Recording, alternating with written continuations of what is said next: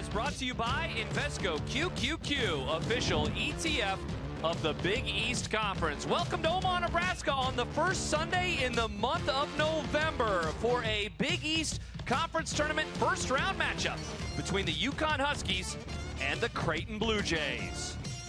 She has really come on strong, starting with that UConn match in early October. Here it is, sent in, headed up, headed again, and that's poked away. That was Judkins who got the second head on it, and it's sent out, and so the second time to put the ball in the box in this position. It's going to be Carson. Carson sends it in, and oh, misplayed! The ball is headed in, and UConn with an early 1-0 lead in the first round of the Big East Tournament.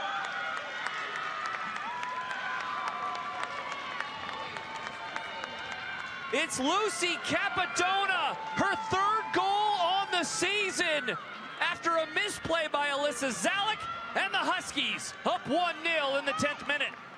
Yeah, what a dangerous ball this is here. She just puts it right into the mixer and almost over everyone. It makes Alyssa Zalek make a tough decision. Do I come challenge?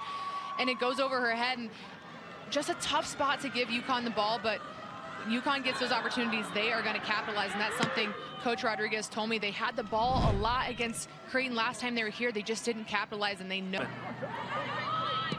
Solomon. Here's Downing. Oh, here's Kazanjic. She has a chance. Left foot. Poked away by Mahoney. Oh, Mondiri was right there as well.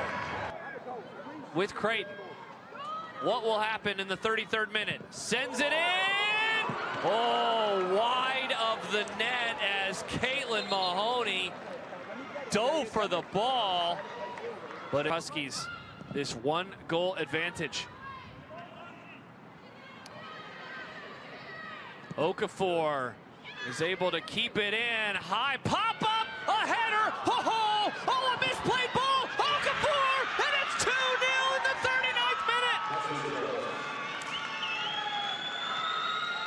A misplayed ball inside of the box, and Chioma Okafor gets her 12th goal of the season, and the Huskies with a 2-goal edge.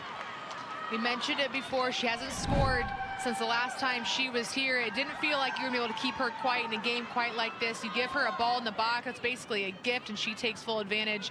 I mentioned it before, but Coach Rodriguez said they had to capitalize on these the last time they were here, and they didn't. And they knew today was going to be every opportunity to make sure they could right that wrong, and now they're up 2-0. with less than 10 minutes in the first half. Oh, the Creighton women's soccer team. Coach, your team's down a couple goals. What did you say at the half? Yeah, just I don't think there's been a lot in the game, to be honest. It's been pretty even through the penalty areas. Difference is UConn's desire on set pieces has been better than ours, and we've had set pieces, we've had corners and free kicks and haven't taken advantage of them. And they've made every opportunity count. They've just been a little bit hungrier in the penalty area than we have. So that's the difference in the game. So we're going to have to get out. We're going to have to get an early goal and try and make the second half a bit more interesting. Coach, thank you so much. Good luck in the second half. See there, number 98, Stella Downing back on the pitch to begin half number 2, as is Mondiri, and that ball is over the head of Mahoney as she tries to clear it.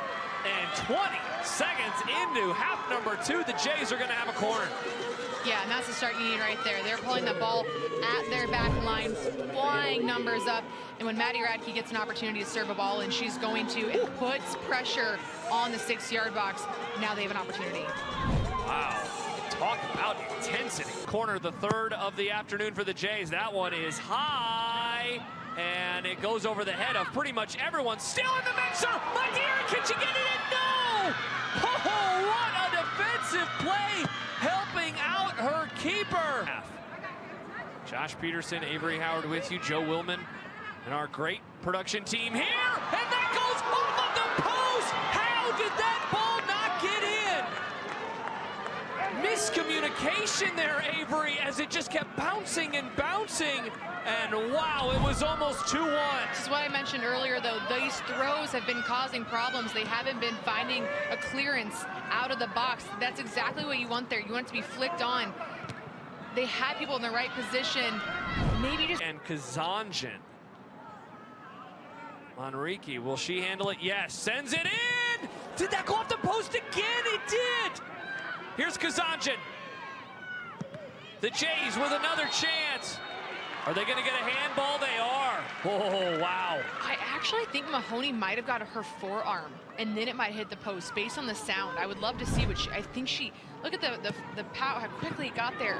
Maybe it did, maybe it was the post. I thought I heard two, which is crazy if that post was the only thing that got it based on bouncing right back out instead of into the mix, but another opportunity here. Yeah, and so this time it will be Kazanjian, left foot, and too high and away from Maddie Radke. Remember, on this end now, it's going to be Jastrovic, the sophomore out of Belgrade, Serbia, just came on, sends it in, gets by everybody.